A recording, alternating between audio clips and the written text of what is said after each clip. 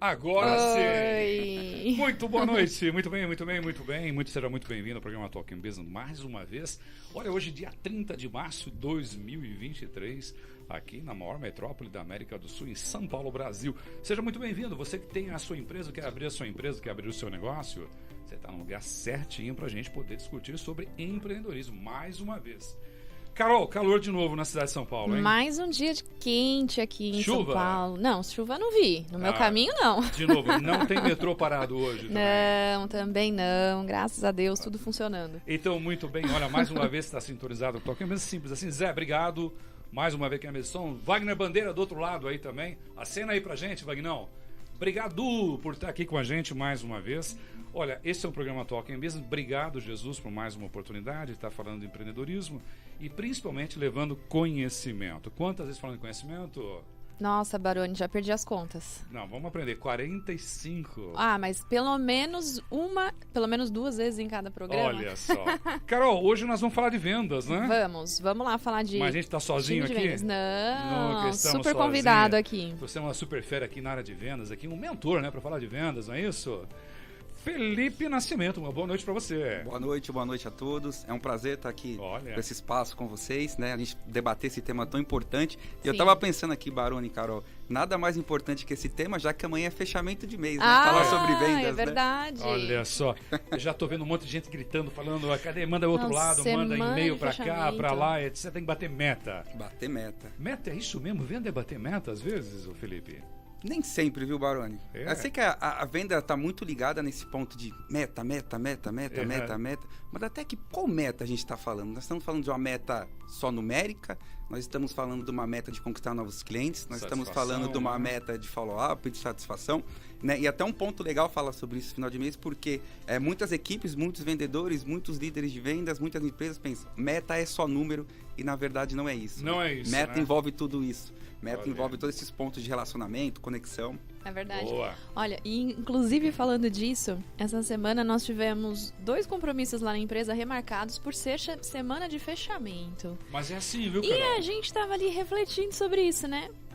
Por que deixar tudo para a última hora? Agora eu faço uma pergunta. PJ ou CLT? Depende. Vou te dar um exemplo.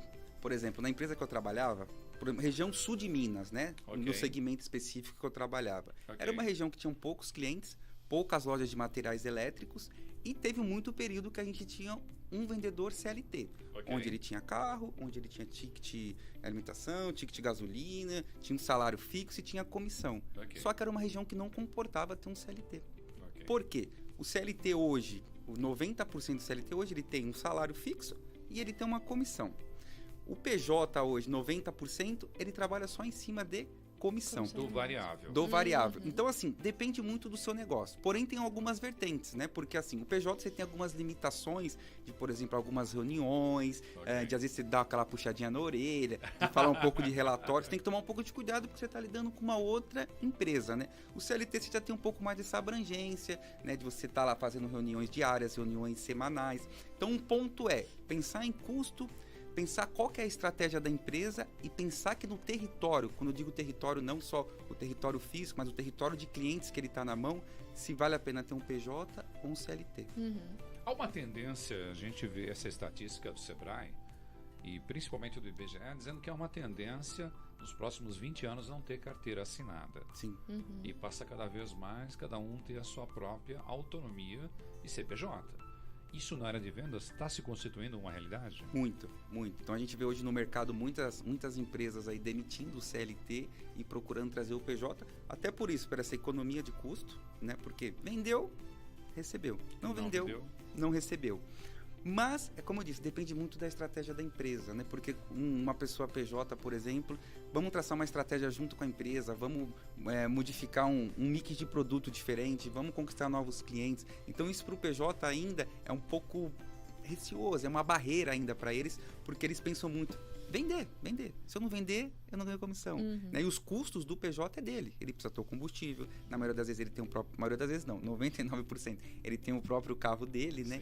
Então, é pensar na estratégia da empresa e pensar em custos da empresa, né? Então, por isso a importância de, quando a gente fala disso, de departamento de vendas é o coração da empresa, mas está muito ligado com RH, está muito ligado com marketing, está muito ligado com finanças. Tem que rodar muito bem essa conversa, principalmente desses departamentos. Então, deixando de ser ousado e nem prolixo, ser CLT significa, às vezes, estar na zona de conforto?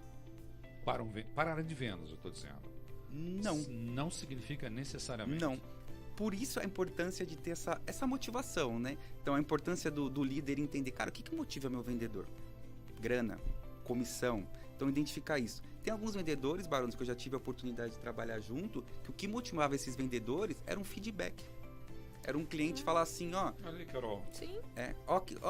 Parabéns pelo seu atendimento, foi muito legal. Aí o gestor chegava e para ele preferia ter esse feedback, para ele gostava, era mais motivado, tinha mais brilho nos olhos por isso do que propriamente a comissão. Então, por isso a importância do time de RH, do time de vendas, entender, cara, o que esse vendedor, o que motiva esse vendedor, o que motiva a minha equipe, o que motiva o meu colaborador, né? E agora a zona de conforto não, porque o vendedor, quando ele tá lá vendendo, ele quer mais, né? Ele quer ganhar mais comissão, ele quer ganhar mais feedbacks, né? Então, acredito que nessa parte de conforto CLT, não. Não existe. Não. Se tiver a remuneração variável, não, né? Agora, se for salário fixo... É isso que eu tô perguntando. Se eu só tenho um salário fixo e se eu vender 10 ou se eu vender 20 é a mesma coisa, pra mim tanto faz. Então, é importante para a empresa pensar, ou mesmo que a empresa não tenha comissionamento, mas que tenha uma gamificação, alguma coisa que estimule as pessoas a elas entenderem que se eu fizer mais, se eu entregar mais, se tiver mais vendas, eu vou ter um reconhecimento por isso, quer seja monetário, quer seja moral, quer seja uma experiência, o que quer que seja. Porque senão as pessoas também ficam ali, né, naquele...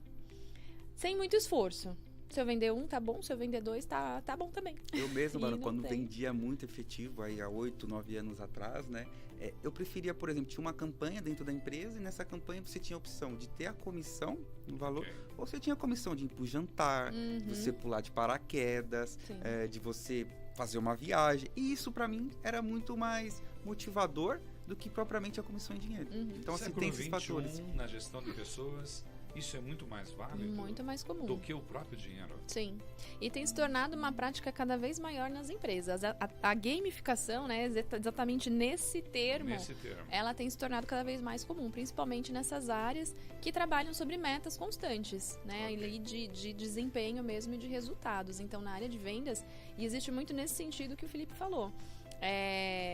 Bateu a meta ou alcançou X pontos lá, você tem direito a tais experiências e você pode escolher viver aquelas experiências ali.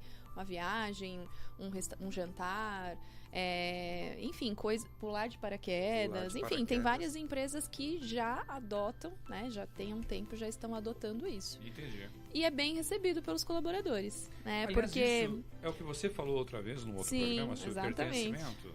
Tem a questão do pertencimento e tem a questão também de que o reconhecimento monetário, ele perde o valor ao longo do tempo de uma maneira muito mais rápida do que uma experiência.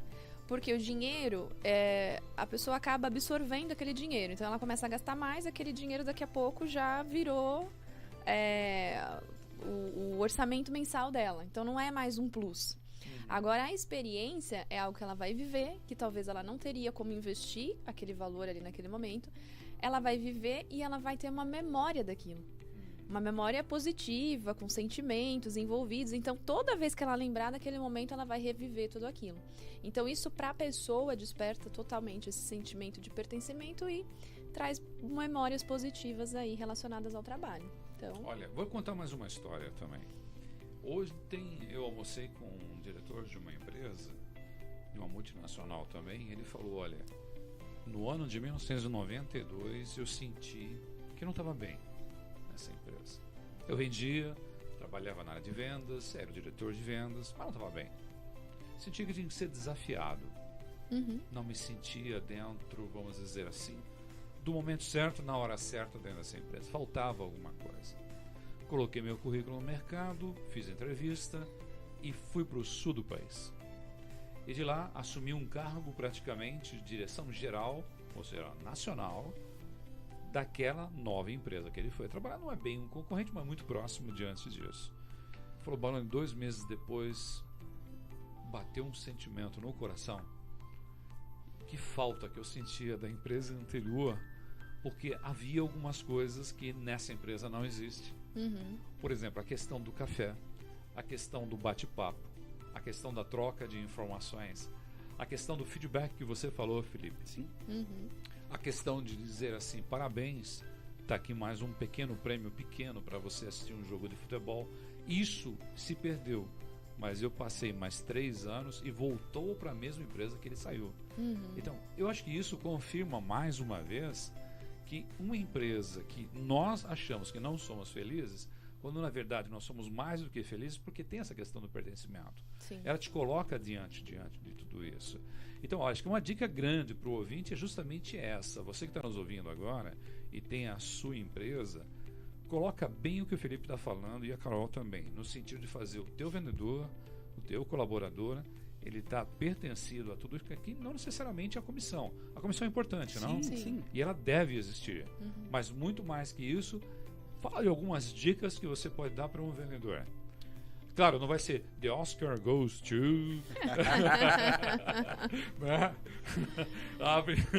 Não é bem por aí, né? Mas o que você sugere? Vamos lá. O primeiro que assim, que eu vejo muito, organização. Ok. Né? Eu não vou garantir, mas eu...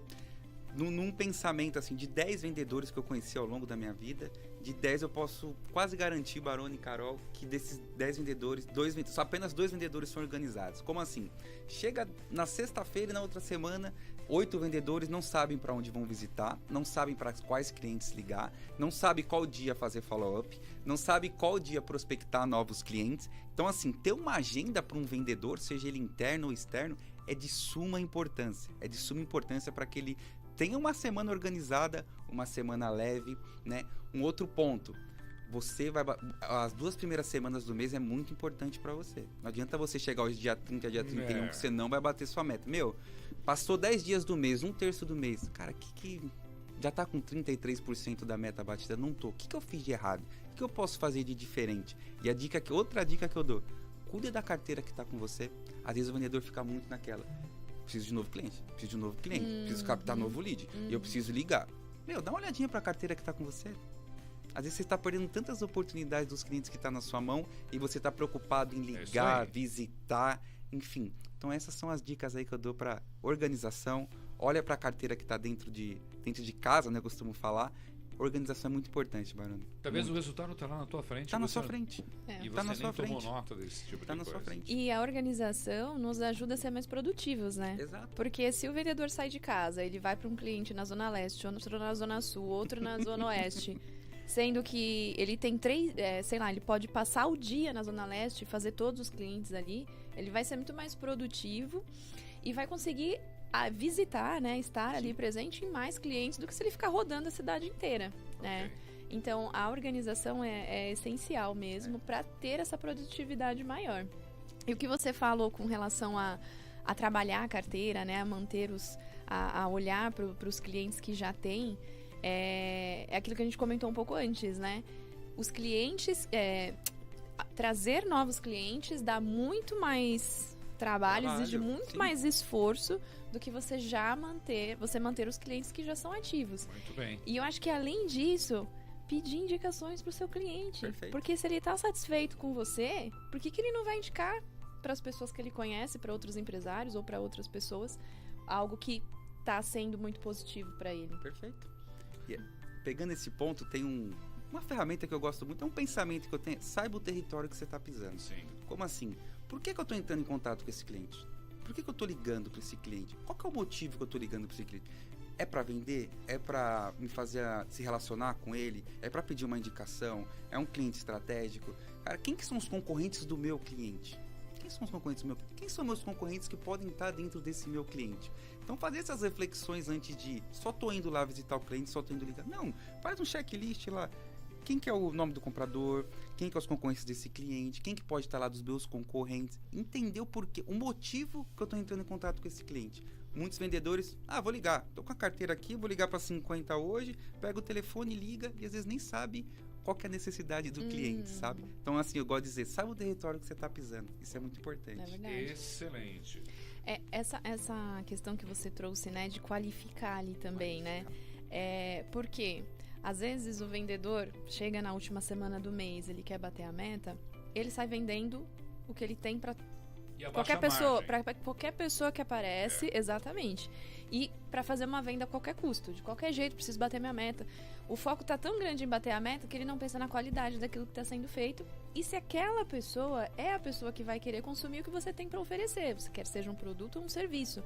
Porque às vezes você até vende, mas por não ser o que a pessoa precisa, ela vai ficar insatisfeita. E ela pode sair dali, abrir uma reclamação, ela pode sair dali e não indicar você para outras pessoas, pelo contrário, ainda, né, falar que você vende não é algo bom, né? Então, é super importante ter esse acompanhamento, você falou, né, das 2 semanas serem as mais importantes. O que eu via muito nas empresas em que eu trabalhei acontecer era o seguinte: as 2 semanas, a última semana principalmente do mês, era uma loucura, todo mundo querendo vender, bater a meta. Dia 1º tava todo mundo sentado tomando cafezinho. Lindo. Isso não faz Como sentido, se nada, Carol. assim, tivesse acontecendo. Então, porque se eu vendo todos os dias, se eu pego a minha meta, eu divido pelos dias úteis e eu vendo todos os dias, primeiro que eu vou ajudar super o fluxo de caixa da empresa, né? O financeiro vai ficar feliz com isso. E depois, eu não vou ter que ficar correndo na última semana do mês para bater meta, fazendo venda a qualquer custo.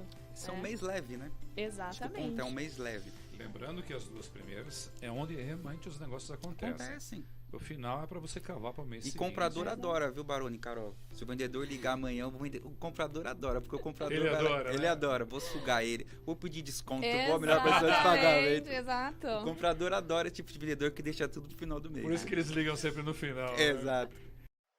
Esse foi o programa Talking Business, falando de negócios. Não perca nosso próximo programa, todas as quintas-feiras, às 20 horas. Talking Business, na Rádio IBBN.